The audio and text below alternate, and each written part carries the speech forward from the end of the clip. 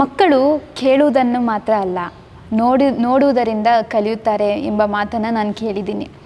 When home is a war zone, how can a student still find peace ಅನ್ನೋ ಒಂದು ಮಾತಿದೆ. ತಪ್ಪುಗಳಾಗೋದು ಸಹಜ, ಯಾಕೆಂದರೆ ನಾವೆಲ್ಲರೂ ಹ್ಯೂಮನ್ ಬೀಯಿಂಗ್ಸ್, ಮನುಷ್ಯರು. ನಮ್ಮಿಂದ ಆಗದೆ ಬೇರೆ ಇನ್ಯಾರಿಂದನೂ ಆಗೋಕ್ಕೆ ಸಾಧ್ಯ ಇಲ್ಲ. ಬಟ್ ತಪ್ಪನ್ನು ತಿದ್ಕೊಳ್ಳೋಕ್ಕಾಗತ್ತಾ? ತಪ್ಪನ್ನು ಅರ್ಥ ಮಾಡ್ಕೊಳ್ಳೋಕ್ಕಾಗತ್ತಾ? ತಪ್ಪನ್ನು ವಿಶ್ಲೇಷಣೆ ಮಾಡೋಕ್ಕಾಗತ್ತಾ? ಇದನ್ನು ನಾವು ಮಾಡ್ಕೊಂಡು ದಿನ ಖಂಡಿತ ಸೊಲ್ಯೂಷನ್ ಸಿಕ್ಕಾಗತ್ತೆ.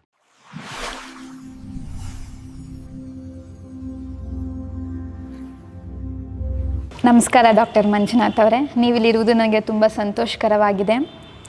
ಮಕ್ಕಳು ಕೇಳುವುದನ್ನು ಮಾತ್ರ ಅಲ್ಲ, ನೋಡುವುದರಿಂದ ಕಲಿಯುತ್ತಾರೆ ಎಂಬ ಮಾತನ್ನು ನಾನು ಕೇಳಿದ್ದೀನಿ. ಈ ವಿಷಯವನ್ನು ನಾವು ನೋಡಿದಾಗ ಮಕ್ಕಳು ಮನೆಯಲ್ಲಿ ಇರುವ ವಾತಾವರಣನ ಮಾತ್ರ ನೋಡಿ ಬೆಳೆಯದೆ, ಅಂದರೆ ಉದಾಹರಣೆಯಾಗಿ ನನ್ನ ಅನಿಸಿಕೆ ಏನಂದರೆ, ಕುಟುಂಬದಲ್ಲಿ ಏನಾದರೂ ಒಂದು ಅಸಮಾಧಾನ ಆಗಿರಲಿ, ತಂದೆ ಕುಡುಕ ಆಗಿರಲಿ, ಇಲ್ಲ ತಾಯಿ ಬೇರೆ ಏನಾದರೂ ತಪ್ಪು ಕೆಲಸ ಮಾಡುವ ಸಮಯದಲ್ಲಿ ಮಕ್ಕಳು ಅದನ್ನು ನೋಡಿ ಅವರ ಮನಸ್ಥಿತಿ ಕೂಡ ಬದಲಾವಣೆ ಆಗಿರುತ್ತದೆ. ಅಂದರೆ ಕುಟುಂಬದಲ್ಲಿ ಅಸಮಾಧಾನ ಇದ್ದರೆ ಮಕ್ಕಳಲ್ಲಿ ಕೂಡ ಆ ಒಂದು ಕೋಪ, ಆ ಒಂದು ದ್ವೇಷ, ಇದು ಆಟೋಮೆಟಿಕ್ಕಾಗಿ ನೋಡ್ತಿರುವ ವಾತಾವರಣದಿಂದನೇ ಮಕ್ಕಳಲ್ಲಿ ಬಂದ್ಬಿಡುತ್ತೆ. ಇದನ್ನು ನಾವು ಹೇಗೆ ಖಂಡಿಸಬೇಕು ಪೋಷಕರಿಗೆ? ಅಂದರೆ ಮಕ್ಕಳು ಆ ರೀತಿ ಇರ್ದಂಗೆ ಪೋಷಕರು ಯಾವ ರೀತಿಯಾಗಿ ನಡ್ಕೊಳ್ಬೇಕು ಅನ್ನೋದು ನನ್ನ ಒಂದು ಪ್ರಶ್ನೆಯಾಗಿದೆ. ಇಂತಹ ಒಂದು ಸಂದರ್ಭದಲ್ಲಿ ಇಂಗ್ಲೀಷಲ್ಲಿ ಒಂದು ಮಾತಿದೆ, when home is a war zone, how can a student still find peace ಅನ್ನೋ ಒಂದು ಮಾತಿದೆ. ಸೊ ಈ ಒಂದು ಮನೆಯಲ್ಲೇ ಅಸಮಾಧಾನವಾಗಿ ಇದ್ದಾಗ ಒಂದು ಕುಟುಂಬದಲ್ಲಿ ಅಲ್ಲಿರುವ ಮಕ್ಕಳ ಪರಿಸ್ಥಿತಿ ಏನು? ಒಂದು $1 ಮಿಲಿಯನ್ ಪ್ರಶ್ನೆ ಇದೆ ಇವತ್ತು ನೀವು ಕೇಳಿರ್ತಕ್ಕಂಥದ್ದು. ಪ್ರಾಬಬಲಿ ಜಗತ್ತಿನಲ್ಲಿ ಎಲ್ಲ ಮೂಲೆಯಲ್ಲೂ ಈ ಪ್ರಶ್ನೆ ಇದೆ. ಹೌದು. ಏಕೆಂದರೆ ಮನೆ ಒಂದು ಪ್ರಶಾಂತವಾದಂಥ ಜಾಗ. ಈಗ ಹೋಮ್ ಅನ್ನೋವಂಥ ಒಂದು ವರ್ಡ್ ಇದೆ ಇಂಗ್ಲೀಷ್ನಲ್ಲಿ. ಅದರ ಎಟಿಮಾಲಜಿ ತೆಗೆದು ನೋಡಿದ್ರೆ ನೀನು ಯಾವ ಮನೆಯಲ್ಲಿ ಒಂದು ಪ್ರಶಾಂತವಾದ ವಾತಾವರಣ ಇರುತ್ತೆ, ಯಾವ ಮನೆಯಲ್ಲಿ ಸಂತೋಷಕ್ಕೆ ಮಾತ್ರ ಅವಕಾಶ ಇದೆ, ಯಾವ ಮನೆಯಲ್ಲಿ ಯಾವ ಕಷ್ಟ ಯಾವ ನೋವಿಗೂ ಉತ್ತರ ಇದೆ, ಅದನ್ನು HOME ಅಂತ ಡಿಫೈನ್ ಮಾಡಿರೋದು. ಆದರೆ ನಾವೇನು ಮಾಡ್ಕೋತಾ ಇದ್ದೀವಿ ಅಂದರೆ, ನಾವೊಂದು ರ್ಯಾಟ್ ರೇಸಲ್ಲಿದ್ದೀವಿ. ಈಗ ಗಂಡ ಹೆಂಡತಿ ಇಬ್ಬರು ದುಡಿದಿರ ಇದ್ದರೆ ಇವತ್ತು ಜೀವನ ನಡೆಯಲ್ಲ. ನಾನು ಎಲ್ಲ ಕಡೆ ಹೇಳೋದು, ನಾವು ಜಾಯಿಂಟ್ ಫ್ಯಾಮ್ಲಿಯಲ್ಲಿದ್ದವರು ನ್ಯೂಕ್ಲಿಯರ್ ಫ್ಯಾಮ್ಲಿಗೆ ಬಂದದ್ದೇ ಒಂದು ದೊಡ್ಡ ತಪ್ಪು ನಮ್ಮ ಜೀವನದಲ್ಲಿ. ಎರಡನೇದು, ಗಂಡ ಹೆಂಡತಿ ಇಬ್ಬರೂ ಕೂಡ ಅಪ್ಪ ಅಮ್ಮ ಆದ್ರಾಗಲಿ ಆ ಇಂಗ್ಲೀಷ್ನ ವರ್ಡ್ ಆಫ್ ರಿಯಲ್ ಪೇರೆಂಟ್ ಅಂತ, ಅದು ತುಂಬ ದೊಡ್ಡ ವರ್ಡ್ ಅದು, ಪೇರೆಂಟ್ ಮತ್ತು ಪೇರೆಂಟಿಂಗ್ ಅಂತಂತ. ಒಬ್ಬ ತಂದೆ ತಾಯಿ ಒಂದು ಹೇಗೆ ಪೇರೆಂಟಿಂಗ್ ನಡೆಸಬೇಕು ಅನ್ನೋದು ವಿಸ್ತೃತವಾದಂಥ ಇದು. ಅದು ಎರಡೂ ನಮಗೆ ಕ್ವಾಲಿಫಿಕೇಷನ್ ಸಿಕ್ಕಲಿಲ್ಲ. ಬಯೋಲಾಜಿಕಲಿ ಅಪ್ಪ ಅಮ್ಮ ಆದ್ವಿ ನಾವು, ಒಂದು ಮಗುಗೆ ಜನನ ಕೊಟ್ವಿ, ಅದು ಮಗು ಹುಟ್ಟಿತು, ಬದುಕೊಂಡು ಹೋಗ್ತಾ ಇದೆ. ಆದರೆ ನಾವು ಅಪ್ಪ ಅಮ್ಮ ಆದ್ವಾ? ಆ ಪ್ರಶ್ನೆಗೆ ಉತ್ತರ ಇಲ್ಲ. ನೀವು ಕೇಳ್ತಾ ಇರೋ ಪ್ರಶ್ನೆ ನಿಜವಾದಂಥ ಯಾಕಿದು ಕ್ಲಿಷ್ಟಕರವಾಗಿದೆ ಅಂತಂದರೆ, ಸಮಸ್ಯೆಯನ್ನು ಪರಿಹರಿಸೋದಕ್ಕಿಂತ ಸಮಸ್ಯೆಯನ್ನು ಉಲ್ಬಣ ಮಾಡೋಂಥ ನೇಚರ್ ಜಾಸ್ತಿ. ಇದು ಕಣ್ಮುಂದೆ ಮಗು ನೋಡ್ತಾನೇ ಹೋಗುವಾಗ ಏನಾಗುತ್ತೆ, ನೀವು ಹೇಳಿದಂಥ ಇಂಗ್ಲೀಷು ವರ್ಡು ಸ್ಟೇಟ್ಮೆಂಟು ಬಹಳ ವಾರ್ ಝೋನ್ ಆಗಿ ಉಳ್ಕೊಂಬಿಡತ್ತೆ. ಮೊದಲೆಲ್ಲ ಏನು ಹೇಳೋರು, ಗಂಡ ಹೆಂಡರ ಜಗಳ ಉಂಡು ಮಲಗೋವರೆಗೂ ಅಂತಂತ. ಅಟ್ಲೀಸ್ಟ್ ಆ ಬೆಡ್ರೂಮ್ಗೆ ಹೋಗುವಾಗ ಎಂಡ್ ಆಗಬೇಕಿತ್ತದು ಅಂತ. ಈಗ ಅದಲ್ಲ, ಅದು ದಿನಗಟ್ಟಲೆ ಮುಂದುವರಿಯುತ್ತೆ, ಕೋರ್ಟ್ವರೆಗೂ ಹೋಗುತ್ತೆ, ಯಾವ್ಯಾವುದೋ ದಿಕ್ಕು ತೊಗೊಂಡು ಬಿಡುತ್ತೆ. ಇದನ್ನು ಮನೆಯಲ್ಲಿರ್ತಕ್ಕಂಥ ಒಂದು ಬೆಳೀತಾ ಇರೋ ಮಗು ಕಣ್ಣಲ್ಲಿ ನೋಡುವಾಗ ಏನಾಗುತ್ತೆ, ತನ್ನಲ್ಲೂ ಆ ಪ್ರಚೋದನೆ ಬರ್ತಾ ಬರುತ್ತೆ. ತಪ್ಪುಗಳಾಗೋದು ಸಹಜ, ಯಾಕೆಂದರೆ ನಾವೆಲ್ಲರೂ ಹ್ಯೂಮನ್ ಬೀಯಿಂಗ್ಸ್, ಮನುಷ್ಯರು. ನಮ್ಮಿಂದ ಆಗದೆ ಬೇರೆ ಇನ್ಯಾರಿಂದನೂ ಆಗೋಕ್ಕೆ ಸಾಧ್ಯ ಇಲ್ಲ. ಬಟ್ ತಪ್ಪನ್ನು ತಿದ್ಕೊಳ್ಳೋಕ್ಕಾಗತ್ತಾ? ತಪ್ಪನ್ನು ಅರ್ಥ ಮಾಡ್ಕೊಳ್ಳೋಕ್ಕಾಗತ್ತಾ? ತಪ್ಪನ್ನು ವಿಶ್ಲೇಷಣೆ ಮಾಡೋಕ್ಕಾಗತ್ತಾ? ಇದನ್ನು ನಾವು ಮಾಡ್ಕೊಂಡು ದಿನ ಖಂಡಿತ ಸೊಲ್ಯೂಷನ್ ಸಿಕ್ಕಾಗತ್ತೆ. ನಾನೊಂದು ಮಿಸ್ಟೇಕ್ ಆಗಿದೆ ಅನ್ಕೋ ನನ್ನಿಂದ, ಹೆಂಡತಿಯ ಮುಂದೆ ಹೋಗಿ ಹೇಳಿ ಸಾರಿ ಅಂತ ಹೇಳಿದ ತಕ್ಷಣಕ್ಕೆ ನಾನೇನು ಕಡಿಮೆ ಆಗಿಬಿಡಲ್ಲ. ಆ ಸಾರಿ ನಾನು ಹೇಳುವ ಪದ ನನ್ನ ಮಗು ನೋಡಿದ್ರೆ, ಮಗು ಕಲಿಯ ತಪ್ಪು ಮಾಡಿದ ಕೂಡಲೇ ಸಾರಿ ಅನ್ನೋದು ಹೇಳಬೇಕು ಅಂತ. ಹೇಳ್ಕೊಟ್ರೆ ಬರಲ್ಲ ಅದು ಎಟಿಕೇಟ್ ಅಲ್ಲ, ಸಾರಿ ಹೇಳೋದು, ಅದು ಭಾವನಾತ್ಮಕವಾದಂಥ ಸಂಬಂಧ. ಅದು ಆಗ ನಮ್ಮ ಮಧ್ಯೆ ಇರ್ತಕ್ಕಂಥ ಸಂಬಂಧ ಇನ್ನಷ್ಟು ಗಟ್ಟಿಯಾಗುತ್ತೆ. ಮನೇಲಿರುವ ಮಕ್ಕಳು ಯಾರೇ ಆಗಲಿ, ಅದು ಗಂಡು ಮಗು ಆಗಿರಲಿ ಹೆಣ್ಮಗು ಆಗಿರಲಿ, ಗಂಡು ಮಕ್ಕಳಿಗೆ ತುಂಬ ಕೋಪ ಬಂದುಬಿಡುತ್ತೆ. ಹೆಣ್ಮಕ್ಳು ಡಿಫೆಂಡ್ ಮಾಡೋಕ್ಕಾಗೋದಿಲ್ಲ ಅಂತ ಒಂದು ಸಮಯದಲ್ಲಿ. ಗಂಡು ಮಕ್ಕಳಿಗೆ ಏನಾದರೂ ಹೇಳಿದರೆ, ಉದಾಹರಣೆ ನನ್ನ ಜೀವನದಲ್ಲಿ ನಾನು ತುಂಬ ಗಂಡು ಮಕ್ಕಳನ್ನ ನಾನು ನೋಡಿದ್ದೀನಿ. ಅದು ಚಿಕ್ಕವರಾಗಿದ್ದು ಟೀನೇಜಲ್ಲಿ ಇರೋರು, ಅವ್ರು ಯಾವ ರೀತಿ ಪ್ರತಿಸ್ಪಂದಿಸ್ತಾರೆ ಅಂದರೆ, ಅವ್ರ ಕೋಪ ತೋರಿಸ್ತೀವಿ, ಯಾಕೆ ಕೋಪ ತೋರಿಸ್ತಿದ್ಯಾ, ಯಾಕೆ ಈ ಥರ ಮಾಡ್ತಿದ್ಯಾ ಅಂತ ಹೇಳಿದ್ರೆ, ನಾನು ಕೋಪ ತೋರಿಸ್ತಿದ್ದೀನಾ, ನಾನು ಈ ಥರ ಅಂದರೆ ಅವ್ರಿಗೆ ಅದೊಂದು ತಪ್ಪಂತ ಗೊತ್ತಾಗ್ತಿಲ್ಲ. ಅದು ಅವ್ರಿಗೆ ತಪ್ಪಂತ ಗೊತ್ತಿಲ್ಲ. ಯಾಕಂದರೆ ತಂದೆ ತಾಯಿಗಳು ಅದೇ ರೀತಿಯಾಗಿ ನಡ್ಕೊಳ್ಳೋದ್ರಿಂದ ಅದು ತಪ್ಪು ಅಂತ ಅವ್ರಿಗೆ, ಅದು ಒಂದು ಕ್ಯಾಶುವಲ್ ವರ್ಡ್ ಅಂತ. ಮತ್ತು ಇನ್ನೊಂದು ಏನಂದರೆ, ನಾನು ಒಬ್ಬರ ಮನೇಲಿ ಇದ್ದೆ.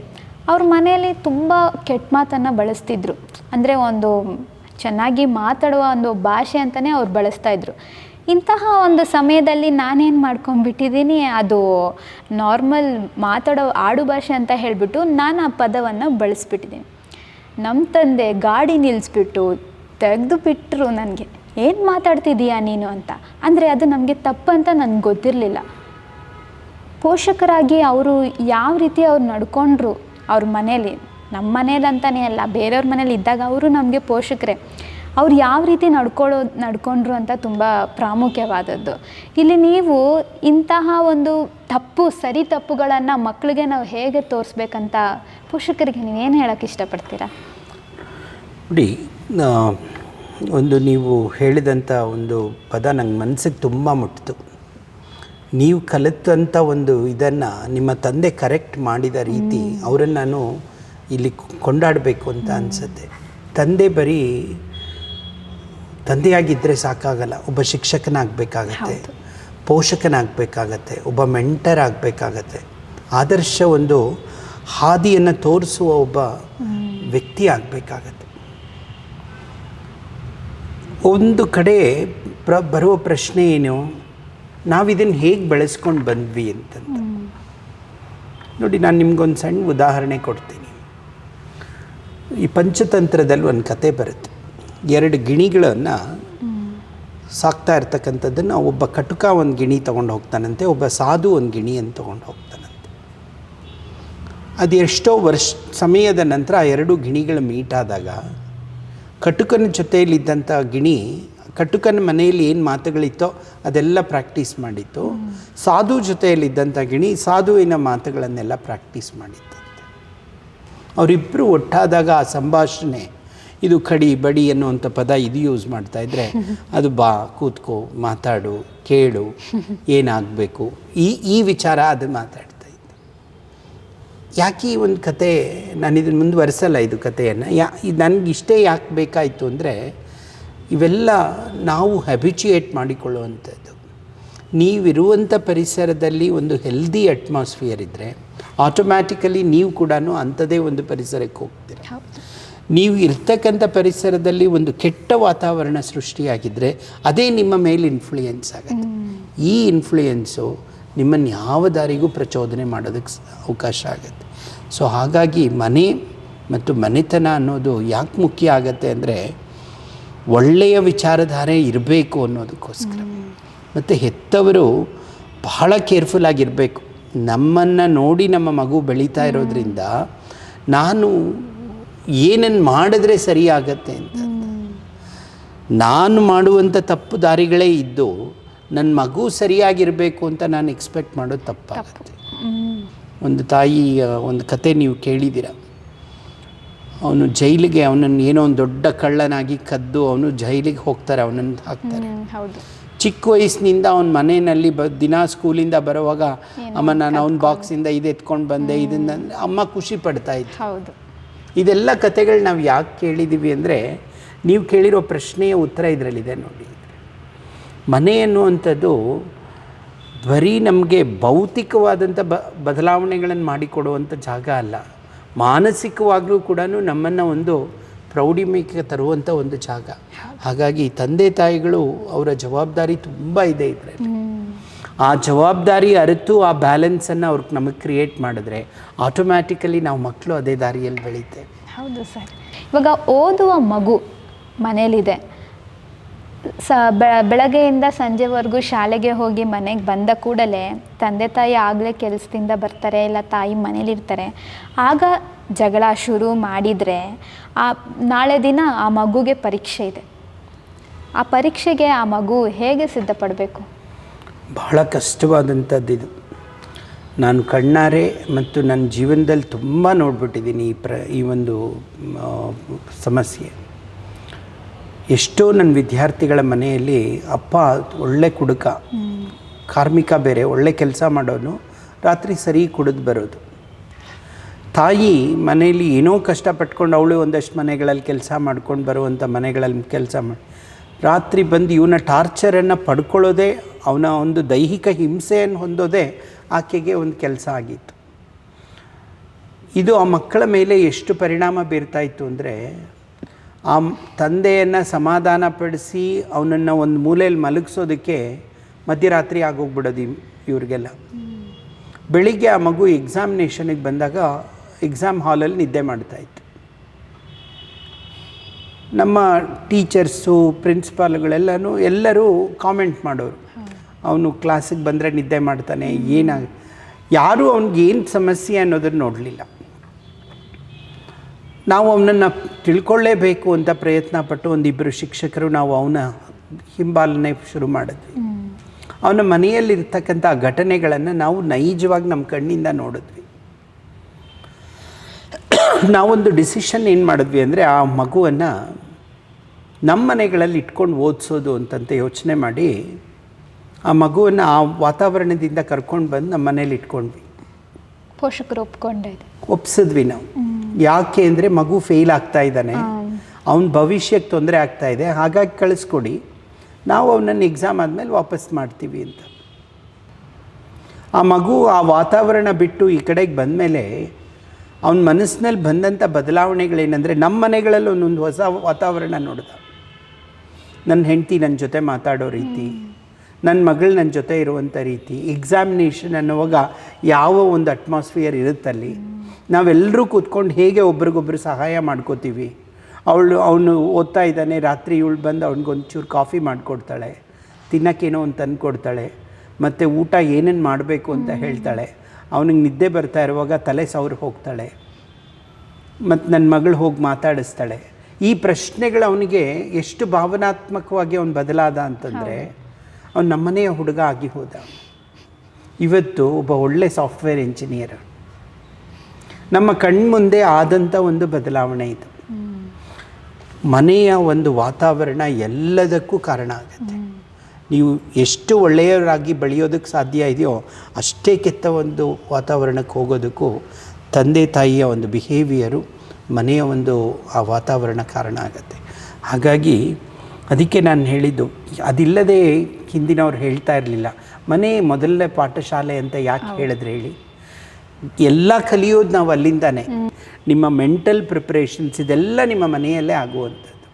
ಹಾಗಾಗಿ ನಿಮ್ಮ ಮನೆಯ ವಾತಾವರಣ ಸರಿ ಇದ್ದರೆ ನೀವು ಒಂದು ಆಸ್ತಿ ಈ ಒಂದು ಜಗತ್ತಿಗೆ ಆಗ್ತೀರ. ಇಲ್ಲ ಅಂದರೆ ಬಹಳ ಕಷ್ಟ ಅದು. ಹೌದು, ಇದು ಈ ಒಂದು ಸಮಸ್ಯೆ ಮಕ್ಕಳಿಗೆ ತುಂಬ ಒಂದು ಪ್ರಭಾವ ಬೀರಿ ಅವರ ಮನಸ್ಥಿತಿ ಬದಲಾಗಿರೋದನ್ನು ನಾವು ನೋಡ್ತೀವಿ. ಇವಾಗ ನೀವು ಹೇಳಿದ್ರಿ, ಆ ಒಂದು ಮಗುನ ನಿಮ್ಮ ಮನೆಗೆ ಹೋಗಿ ಓದಿಸಿ ಅವ್ರಿಗೆ ನೀವು ಗೈಡ್ ಮಾಡಿದಾಗ ಆ ಹುಡುಗ ಇವಾಗ ಸಾಫ್ಟ್ವೇರ್ ಇಂಜಿನಿಯರಿಂಗ್ ಆಗಿದ್ದಾನೆ ಅಂತ ನೀವು ಹೇಳ್ತೀರ. ಅಂದರೆ ಇಲ್ಲಿ ಒಂದು ವಾತಾವರಣ ಬದಲಾವಣೆ ಆಗಿದೆ. ಅವ್ರ ಮನೆಯಲ್ಲಿ ಅವ್ರ ಮಗುವಿನ ಮನೆಯಲ್ಲಿ ಸಿಗದೇ ಇರುವಂತಹ ಪ್ರೀತಿ, ಗೌರವ ಇದೆಲ್ಲವೂ ನಿಮ್ಮ ಮನೆಯಲ್ಲಿ ಸಿಗಿದೆ ಅಂತ ಹೇಳಿದ್ದೀರ. ಪೋಷಕರಾಗಿ ಗೌರವಗಳನ್ನು, ಸಂಸ್ಕೃತಿಯನ್ನು, ಪ್ರಾಮುಖ್ಯವಾಗಿ ಸಂಸ್ಕೃತಿಯನ್ನು, ಇವಾಗ ಒಂದು ಮಗು ರೋಡಲ್ಲಿ ಆಗಿಲ್ಲೇನು, ಶಾಲೆಯಲ್ಲಿ ಆಗಿಲ್ಲೇನು ಕೋಪ ತೋರಿಸ್ಕೊಂಡು ಬೇರೆ ಒಂದು ಮಗು ಜೊತೆ ಜಗಳ ಆಡಿದರೆ ಏನು ಕಲಿಸಿದ್ದಾರೆ ನಿಮ್ಮ ಅಪ್ಪ ಅಮ್ಮ ಅಂತ ಕೇಳಿ, ಆ ಮಗು ಅದನ್ನೇ ಕಲ್ತಿರೋದು. ಸೊ ಪ್ರಾಮುಖ್ಯವಾಗಿ ಗೌರವವನ್ನು ತೋರಿಸ್ಬೇಕು ಅಂತ ನೀವು ತುಂಬ ಚೆನ್ನಾಗಿ ಹೇಳಿದ್ದೀರಾ. ಅದಕ್ಕೆ ನಿಮಗೆ ಧನ್ಯವಾದಗಳನ್ನು ಹೇಳ್ತೀನಿ ಸರ್. ಮತ್ತು ಇನ್ನೊಂದು ಪ್ರಾಮುಖ್ಯವಾದ ವಿಷಯ ಏನಂದರೆ, ಇಂದಿನ ಕಾಲಘಟ್ಟದಲ್ಲಿ ಅಂದರೆ ನಾನು 10th ಸ್ಟ್ಯಾಂಡರ್ಡಲ್ಲಿ ಓದ್ತಿರೋವಾಗಲೂ ಫೋನ್ ಇರಲಿಲ್ಲ ನಮ್ಮ ಹತ್ರ. ಕಾಯಿನ್ ಬುಟ್ಟಲ್ಲಿ ಹೋಗ್ಬಿಟ್ಟು ನಾವು ಕಾಲ್ ಮಾತಾಡಿಕೊಂಡು ಬರುವ ಸಂದರ್ಭಗಳಿತ್ತು. ಈಗ ತಂದೆಗೂ ಫೋನ್ ಇದೆ, ತಾಯಿಗೂ ಫೋನ್ ಇದೆ, 3 ಜನ ಮಕ್ಕಳು 4 ಜನ ಮಕ್ಕಳು ಅಂದರೆ 4 ಜನ ಮಕ್ಕಳಿಗೂ ಫೋನ್ ಇದೆ. ಸೊ ಅವ್ರವ್ರ ಪರಿಸ್ಥಿತಿಗಳಲ್ಲಿ ಇದ್ದಾರೆ. ಆಗಿನ ಕಾಲದಲ್ಲಾದರೆ ಜಾಯಿಂಟ್ ಫ್ಯಾಮಿಲಿ, ಆವಾಗಲೇ ನೀವು ನಾವು ನ್ಯೂಕ್ಲಿಯರ್ ಫ್ಯಾಮಿಲಿಯಾಗಿ ಬರಲೇಬಾರ್ದು, ಜಾಯಿಂಟ್ ಫ್ಯಾಮಿಲಿ ಆಗಿರಬೇಕು ಅಂತ. ನ್ಯೂಕ್ಲಿಯರ್ ಫ್ಯಾಮಿಲಿಯಲ್ಲಿ ಇದ್ದಾಗ ಏನಾಗ್ಬಿಟ್ಟಿದೆ, ಒಂದೇ ಕೋಣದಲ್ಲಿ ಇರುವಾಗ ಎಲ್ಲರೂ ಒಗ್ಗಟ್ಟಾಗಿರ್ತಾರೆ. ಒಬ್ಬೊಬ್ರಿಗೆ ಒಂದೊಂದು ಬೆಡ್ರೂಮ್, ಒಬ್ಬೊಬ್ಬರು ಒಂದೊಂದು ಕೊಠಡಿಯಲ್ಲಿ ಇದ್ದಾಗ ತುಂಬ ಅಲ್ಲಿ ಸಂಬಂಧವು ಇರೋದಿಲ್ಲ ಮಕ್ಕಳ ಜೊತೆ. ತಂದೆ ಬಂದಾಗ ತಂದೆ ಒಂದು ಕೋಣದಲ್ಲಿ, ತಾಯಿ ಒಂದು ಕೋಣದಲ್ಲಿ ಇದ್ದಾಗ ಮಗುಗೆ ಅಲ್ಲಿ ಧೈರ್ಯ ಕೊಡೋ ಮಾತು ಯಾರೂ ಇರೋದಿಲ್ಲ. ಅಂಥ ಸಮಯದಲ್ಲಿ ಫೋನ್ ಬಳಸ್ತಾ ಇರ್ತಾರೆ. ಎಷ್ಟೊಂದು ಜನ ಫೋನ್ ಬಳಸ್ಕೊಂಡು ಮಕ್ಕಳ ಜೊತೆ ಸಮಯ ಕಳೆದಂಗೆ ಇರ್ತಾರೆ. ಮಕ್ಕಳಿಗೆ ಆ ಪ್ರೀತಿ ಅನ್ನೋದು ಇರೋದಿಲ್ಲ, ಅವ್ರಿಗೆ ಹೇಗೆ ಮಾತಾಡ್ಬೇಕಂತಲೇ ಗೊತ್ತಾಗಲ್ಲ. ಇಂಥ ಒಂದು ಸಮಯದಲ್ಲಿ ನೀವು ಪೋಷಕರಿಗೆ ಏನು ಹೇಳ್ತೀರಾ? ನೋಡಿ, ನೀವು ಕೇಳಿದಂಥ ಪ್ರಶ್ನೆ ಬಹಳ ಔಚಿತ್ಯವಾಗಿದೆ. ನೋಡಿ, ನಾವು ಒಂದು ಕಡೆ ಇದ್ದಂಥವರು ಕೋಣೆಗಳು ಒಳಗೆ ಹೋದ್ವಿ ಅಂದರೆ ನಮ್ಮ ಮಧ್ಯೆ ಒಂದೊಂದು ಕಂಪಾರ್ಟ್ಮೆಂಟ್ ಮಾಡಿಕೊಂಡ್ವಿ ಅಂತ ಅರ್ಥ ಆಯ್ತು ಅಲ್ವಾ? ಅಲ್ಲೇ ನಮ್ಮ ಮಧ್ಯೆ ಗ್ಯಾಪ್ ಹುಟ್ಕೊಂತು. ನಿಮ್ಮನ್ನು ನೀವು ಎಷ್ಟು ಒಬ್ಬರಿಂದ ಇನ್ನೊಬ್ಬರು ದೂರ ತೊಗೊಂಡು ಹೋಗ್ತೀರಾ, ಅಷ್ಟು ನಿಮ್ಮ ಸಂಬಂಧವು ದೂರ ಆಗ್ತಾ ಹೋಗುತ್ತೆ. ನಾನು ಹೆಚ್ಚಿನ ಮೀಟಿಂಗ್ಸು ಸ್ಕೂಲ್ಗಳಿಗೆ ಹೋದಾಗ ಎಲ್ಲ ಪೋಷಕರನ್ನು ಅಡ್ರೆಸ್ ಮಾಡುವಾಗ ಕೇಳೋದು ಅಂತ, ದಿನ ಇಡೀ ಬ್ಯುಸಿ ಇರಿ ನೀವು, ಪರವಾಗಿಲ್ಲ, ಅಟ್ಲೀಸ್ಟ್ ರಾತ್ರಿಯ ಒಂದು ಊಟ ಎಲ್ಲರೂ ಒಟ್ಟಿಗೆ ಕೂತ್ಕೊಂಡು ಮಾಡಿ ಅಂತಂದು. ಆ ಸಂದರ್ಭದಲ್ಲಿ ಟಿ ವಿ ಆನ್ ಇರಬಾರ್ದು, ಯಾರ ಮೊಬೈಲು ಯೂಸ್ ಆಗಬಾರ್ದು, ಎಲ್ಲ ಒಟ್ಟಿಗೆ ಕೂತ್ಕೊಳ್ಳೋದು. ಏನು ಅಡುಗೆ ಇರುತ್ತೋ ಅದನ್ನು ಬಡಿಸ್ಕೊಂಡು ಊಟ ಮಾಡ್ತಾ ಇವತ್ತು ನಡೆದಂಥ ನಮ್ಮ ಖುಷಿ, ಸಂತೋಷ, ದುಃಖ ಎಲ್ಲ ಹಂಚ್ಕೊಳ್ಳೋದು. ಅಪ್ಪಂಗೆ ಒಂದಷ್ಟು ಇರತ್ತೆ ಹೇಳಲಿಕ್ಕೆ, ಅಮ್ಮಂಗೆ ಒಂದಷ್ಟು ಇರತ್ತೆ, ಮಕ್ಕಳಿಗೆ ಒಂದಷ್ಟು ಇರತ್ತೆ ಹೇಳಲಿಕ್ಕೆ. ಇದೆಲ್ಲವನ್ನು ನೀವು ಶೇರ್ ಮಾಡಿ ನೋಡಿ, ಅಲ್ಲಾಗುವಂಥ ಬದಲಾವಣೆಯೇ ಬೇರೆ. ಅದರ ಬದಲು ನೀವೊಂದು ಟೈಮ್ನಲ್ಲಿ ಊಟ ಮಾಡೋದು, ಅವರೊಂದು ಟೈಮ್ನಲ್ಲಿ ಊಟ ಮಾಡೋದು, ಇದೆಲ್ಲ ಬದಲಾವಣೆ. ನೀವು ಹೇಳಿದಾಗೆ ಬಂದ ಕೂಡಲೇ ಎಲ್ಲರೂ ಮೊಬೈಲ್ ಹಿಡ್ಕೊಂಡು ಕೂತ್ಕೊಳ್ಳೋದು. ಇದೇ ಬೆಂಗಳೂರಿನಲ್ಲಿ ನಾನು ಹೆಚ್ಚು ನೋಡಿದ್ದೀನಿ. ಮೆಟ್ರೋ ಟ್ರೈನ್ ಒಳಗಡೆ ಕೂಡ ಹೋಗುವಾಗಲೂ ಮೊಬೈಲೇ ಇರುತ್ತೆ, ಹೊರಗೆ ಬರೋವಾಗಲೂ ಮೊಬೈಲ್ ಇರುತ್ತೆ, ಅಲ್ಲಿ ಪ್ಲ್ಯಾಟ್ಫಾರ್ಮ್ ಇಳಿಯೋವಾಗಲೂ ಮೊಬೈಲಲ್ಲೇ ಇರ್ತಾರೆ ಅವರು. ಅಷ್ಟು ಜೊತೆಯಲ್ಲಿ ಗಂಟೆಗಟ್ಟಲೆ ಪ್ರಯಾಣ ಮಾಡ್ತಾರೆ. ಒಬ್ಬರ ಮುಖ ಒಬ್ಬರು ನೋಡಲ್ಲ, ಯಾರ ಪಕ್ಕದಲ್ಲಿ ನಿಂತಿದ್ದಾರೆ ಅಂತ ಕೂಡ. ನಾವು ಈ ಘಟ್ಟಕ್ಕೆ ಮುಟ್ಬಿಟ್ಟಿದ್ದೀವಿ. ಇದೇ ಸಂದರ್ಭ ಮನೆಯಲ್ಲಾಗ್ತಾಯಿದೆ. ಎಷ್ಟೋ ಫ್ಯಾಮಿಲೀಸ್ ನಾನು ಈ ಹೋಟೆಲಿಗೆ ಬರೋದು ನೋಡಿರ್ತೀನಿ. ಗಂಡ ಹೆಂಡತಿ ಮಕ್ಕಳು ಹೋಟೆಲಿಗೆ ಬಂದಿರ್ತಾರೆ. ಆರ್ಡ್ರ್ ಆದಮೇಲೆ ಅಪ್ಪನ ಕೈಲೊಂದು ಮೊಬೈಲು, ಅಮ್ಮನ ಕೈಲೊಂದು ಮೊಬೈಲು, ಮಗುವಿನ ಕೈಲೊಂದು. ಯಾರು ಮಾತುಕತೆ ಆಗ್ತಾಯಿಲ್ಲ. ನೀವು ಇನ್ನು ಹೋಟೆಲ್ಗೆ ಹೋಗಿದ್ದು ಯಾವ ಸಂಭ್ರಮಕ್ಕೋಸ್ಕರ? ನೋಡಿ, ಈ ಕಂಪಾರ್ಟ್ಮೆಂಟಲೈಸೇಷನ್ ನಮ್ಮನ್ನು ತುಂಬ ಬದಲಾವಣೆ ಮಾಡ್ತಾ ಇದೆ, ಸಮಸ್ಯೆಗಳಿಗೆ ದೂಡ್ತಾ ಇದೆ. ನೀವು ಹೇಳಿದಂಥ ಅವಿಭಕ್ತ ಕುಟುಂಬದಲ್ಲಿ, ಜಾಯಿಂಟ್ ಫ್ಯಾಮಿಲಿಯಲ್ಲಿ ಈ ಸಮಸ್ಯೆ ಇರಲಿಲ್ಲ. 15 ಜನ 20 ಜನ ಒಟ್ಟಿಗೆ ಕೂತ್ಕೊಳ್ಳೋರು ಊಟ ಮಾಡೋಕ್ಕೆ. ಮನೆಯಲ್ಲಿರೋ ಹಿರಿಯರು ಬಡಿಸೋರು. ನಮಗೆ ಇನ್ನೂ ಒಂದು ಪದ್ಧತಿ ಇತ್ತು ಗ್ರಾಮೀಣ ಮನೆಗಳಲ್ಲಿ. ರಾತ್ರಿ ಸಾಂಬಾರು ಅನ್ನ ಎಲ್ಲ ಉಳಿದ್ಬಿಟ್ರೆ ಅಷ್ಟೊಂದು ಜನಕ್ಕೆ ಊಟ ಹಾಕಬೇಕಾದ್ರೆ ಅಷ್ಟು ತಟ್ಟೆ ತೊಳಿಬೇಕಲ್ಲ ರಾತ್ರಿ ಅಂತ ಒಂದು ಪಾತ್ರೆಯಲ್ಲಿ ಕಲಸಿ ಕೈ ತುತ್ತಂತ ಹಾಕೋರು. ತುಂಬ ಚೆನ್ನಾಗಿ. ಹಾಂ, ಅದನ್ನು ತಿನ್ನೋದು ಕೈ, ಅದು ನಾವು ಸಣ್ಣ ಸಣ್ಣ ಹುಡುಗರು 2 ಕೈ ಇಸ್ಕೊಂಡು ತಿನ್ನೋ ಅಂಥದ್ದು ಆಗ್ತಾಯಿತ್ತು. ಅದು ಎಷ್ಟು ಅಂತಂದರೆ ಆಹಾರನೂ ಸರಿ ಹೋಗೋದು. ಆ ಅಜ್ಜಿ ಏನೋ ಒಂದು ಕತೆ ಹೇಳ್ತಾ ಇರೋದು, ಯಾರೋ ಒಂದಷ್ಟು ಏನೋ ಒಂದಷ್ಟು ಒಳ್ಳೆ ಖುಷಿಯಾಗಿರೋ ಇದೇ ಹೇಳ್ತಾ ಇರೋದು, ತಮಾಷೆ ಮಾಡ್ತಾ ಇರೋದು. ಎಂಥ ಒಂದು ಕನೆಕ್ಟಿವಿಟಿ ಇರ್ತಾಯಿತ್ತು ನೋಡಿ. ನೀವು ಹೇಳಿದ ಈ ಕಂಪಾರ್ಟ್ಮೆಂಟಲೈಸೇಷನಿಂದ ಎಷ್ಟು ಮನಸ್ಸುಗಳ ಮಧ್ಯೆ ಬ್ರೇಕ್ ಉತ್ಪತ್ತಿಯಾಗಿವೆ. ಇದೇ ನಮ್ಮೆಲ್ಲ ಸಮಸ್ಯೆಗಳಿಗೆ ಕಾರಣ ಆಗ್ತಾ ಇರುವಂಥದ್ದು. ಇದಕ್ಕೆ ಅವಕಾಶ ಸಿಗಬಾರ್ದು. ಇಂಥ ಮನೆಗಳು ಇನ್ನಾದರೂ ಬದಲಾಗಬೇಕು ಅನ್ನೋದೇ ನನ್ನದೊಂದು ಆಸೆ. ಅದು ಹೌದು.